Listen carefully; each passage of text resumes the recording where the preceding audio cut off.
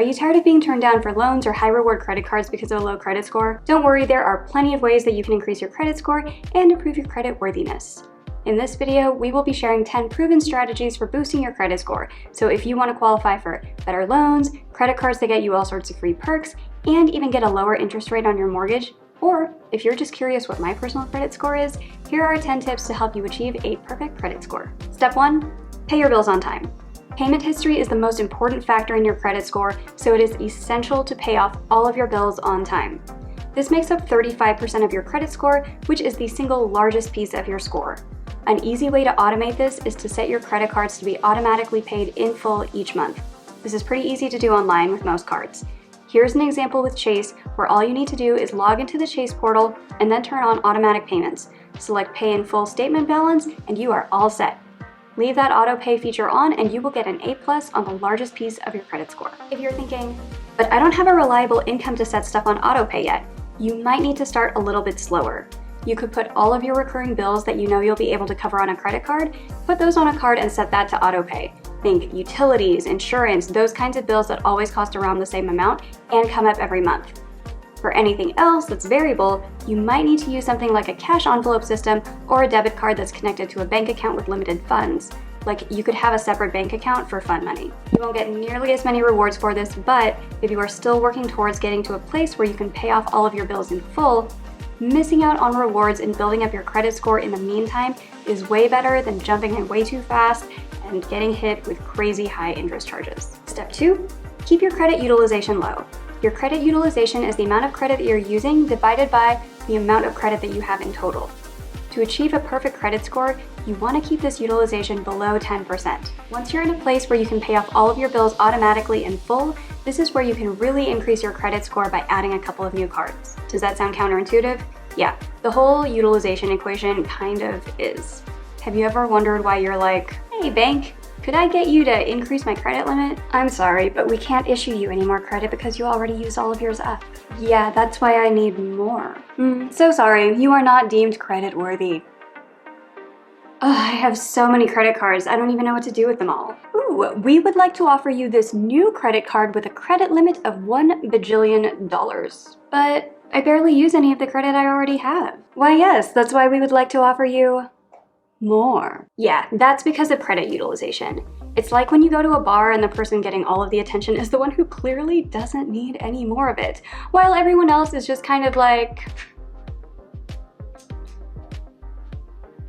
Banks find you way more attractive if your utilization ratio is under 30% and very, very attractive if it's under 10%. If you add another card with another $5,000 limit, but your spending each month stays the same, then your utilization percentage just got cut in half and suddenly all the banks are like, hey there. Before I move on to the next tip, if you want to learn more about how credit cards impact your credit score, and if you want to get started with picking your first high rewards credit cards and making your first redemptions, then make sure you click on the link in my description box and comment section below, because I have a free course that will dive deeper into how to get started with earning points and miles, and we even have tutorials for you for how to use those points and miles to get your first flight or hotel night for next to no cost. Tip 3, don't open too many credit accounts at once. Every time you apply for credit, it can have a negative impact on your credit score because of the hard pull, and so you want to avoid applying for too many credit accounts in a short period of time. Okay, I know that sounds completely counterintuitive to the last tip where I just told you to consider opening 1 or 2 more credit cards, but hear me out. When you apply for a new card, you're going to see a dip in your credit score because of the hard pull. But if you follow the first 2 tips from this video, you should see your score bounce back up in a month or 2 above where it was before. That being said, most banks have some thresholds for how many cards you can open in a period of time. To be safe, I recommend leaving a minimum of 45 days between applications if you're just getting started to build up your credit portfolio. At this point, you don't need to be going for the Apparama where you're applying for multiple cards in one go just yet. If you start going too hard too fast, the bank underwriting algorithms are going to get too furious with you and start rejecting you for cards, and then your credit score will have taken a ding from that hard pull from the application for nothing. The most infamous of these velocity rules is Chase's 5/24 rule. It says that if you've applied for 5 or more cards in the last 24 months, Chase will deny your next application, even if the cards weren't even from Chase. If you applied for 1 Amex card, 1 Citi card, 1 Capital One card, a Victoria's Secret card, and a Home Depot card in the last 24 months, That's an automatic rejection from Chase. Side note, most business credit cards don't count against 5 over 24. If you happen to get 6 Amex business cards in the last 2 years and then nothing else, you're still okay in Chase's eyes. Side note, some business cards do count. Business cards from Capital One, Discover, and TD Bank do count against your 5 over 24 score. Side note. For Chase's business cards, you do need to be under 5 over 24 to qualify, but once you get the card, it doesn't take up a spot. That means if you're at 4 over 24 and they get something like the Chase Inc. Business Cash, then you are still at 4 over 24 after that. Let me know if you'd be interested in learning more about all the intricacies and loopholes of business credit cards, or how to qualify without having a real business, and how points people are using business cards to earn lots and lots of points. Let me know in the comments. Tip 4, do not close old credit accounts. Length of credit history is another important factor in your credit score, so don't close old credit accounts that you no longer use. Think back to what was your first credit card? Probably some no fee, no benefit thing that you got back in the day and that you hope to never use again. Don't close it. Especially if the card has no annual fee, it helps your credit score just to keep it open because of that utilization thing we talked about earlier, and also because having old credit lines keeps up the average age of your credit, which is also good for your credit score. So you could stick that old card in a sock drawer, maybe buy a piece of candy with it every 6 months or so just to keep it from getting shut down due to inactivity. Okay, but what if that old card happens to have an annual fee that's just draining on your account and you're not even using the card anymore? Then you have a couple of options. Plan A, ask for a retention offer. You could ask the bank for a retention offer and they might be willing to waive the annual fee for you or give you some extra points or something in exchange for you promising to keep the card open since you have been a loyal customer all of these years. If you've never asked for a retention offer before, it's not that scary. I have a script for you in my free course which goes line by line through what you should say to a customer service representative in order to get these types of offers. Make sure you click on the link in my description box and the comment section below to get the link to the free course and this script. Plan B is to downgrade the card. If you don't get a retention offer and you're not getting enough out of your card to justify the annual fee, you might want to see if there's a way to downgrade your card to the free version. For example, you could downgrade a Chase Sapphire Preferred to a Chase Freedom Flex, which has no fee, or you could downgrade a Capital One Venture card to a Capital One Venture One card. This doesn't result in a hard pull on your credit score, your utilization remains intact because you get to keep the credit line open, and now you don't have to pay that annual fee anymore. And Plan C.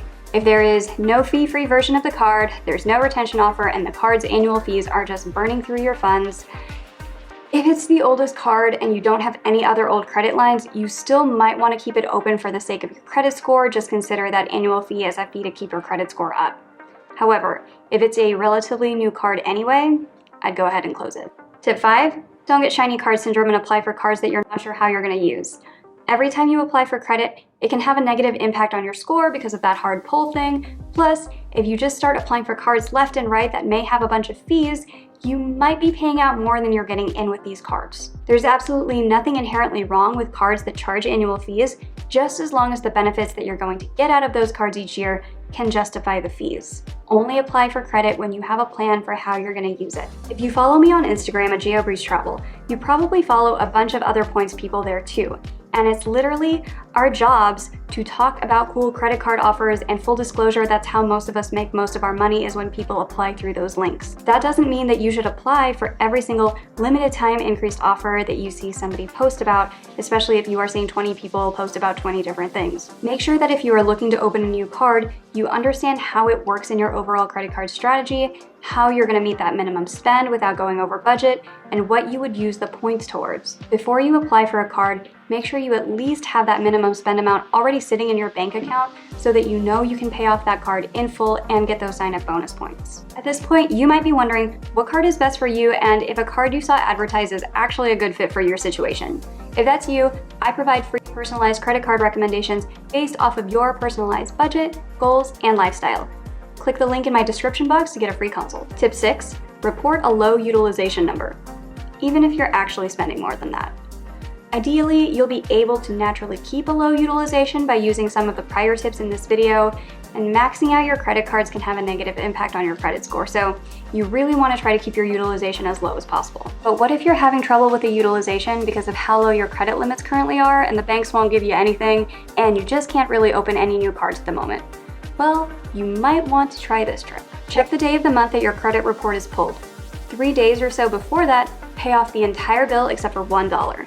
That way, when it gets reported to the credit bureaus, your utilization will look really, really low. Here's how to do this. Log into creditkarma.com and click on Credit, then Score Details. Scroll down and click View Credit Reports. What you want to do is look at the date for each of your cards where it says Reported. Write down that day of the month for each card. You can see here that some of mine were reported on the 4th, the 1st, the 28th, the 27th. Your report probably won't be as complicated as mine. Let's say you only have one card and it's marked as reported on the 15th of the month.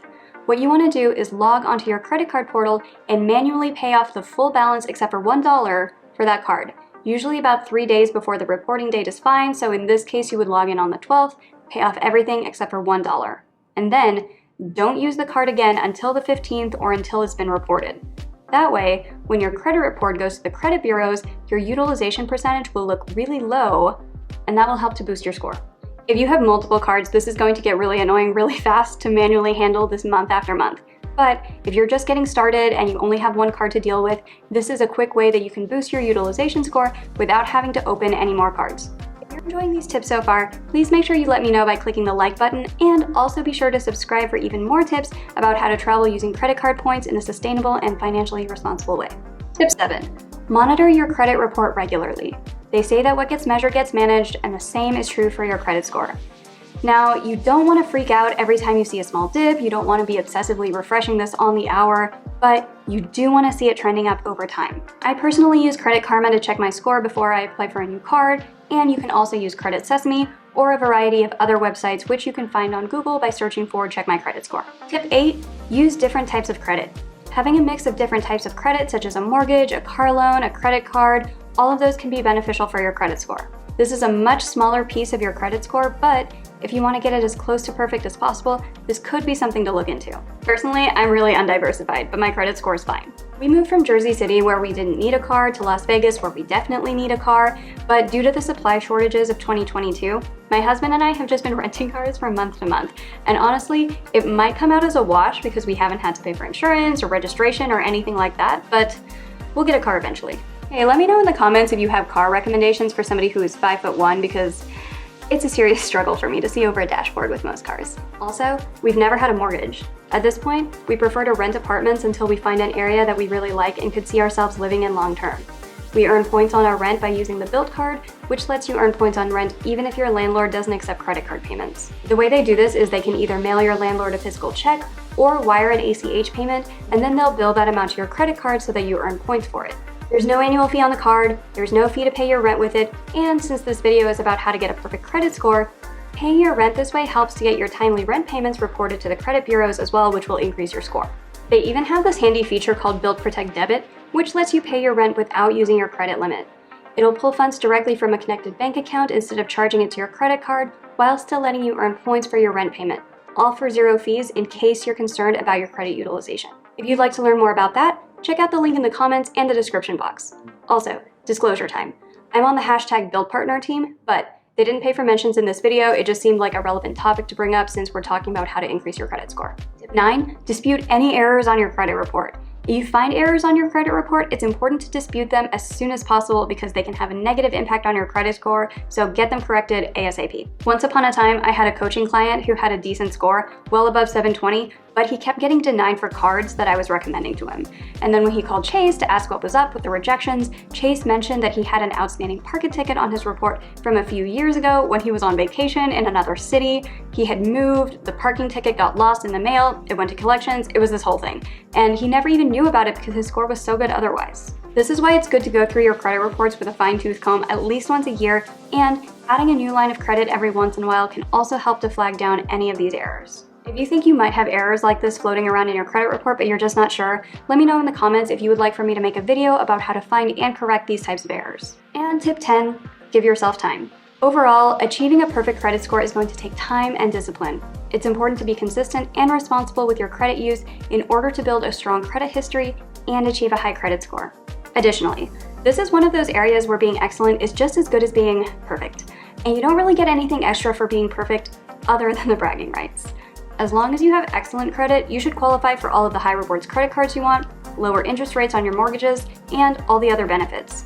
Additionally, obsessing over getting a perfect credit score and foregoing benefits like thousands of dollars of free or discounted travel in the meantime is a steep opportunity cost. So that's just something you might want to think about and determine how much you are okay with perfect getting in the way of good enough. Now at this point in the video, you might be like, okay, I have an idea for how to get my credit score in shape, but I still can't really afford to get into the credit card game because the minimum spends to get those bonuses on those credit cards look really high. That's why your next step is to check out this video about how you can get into the game of points and miles even if you are currently broke.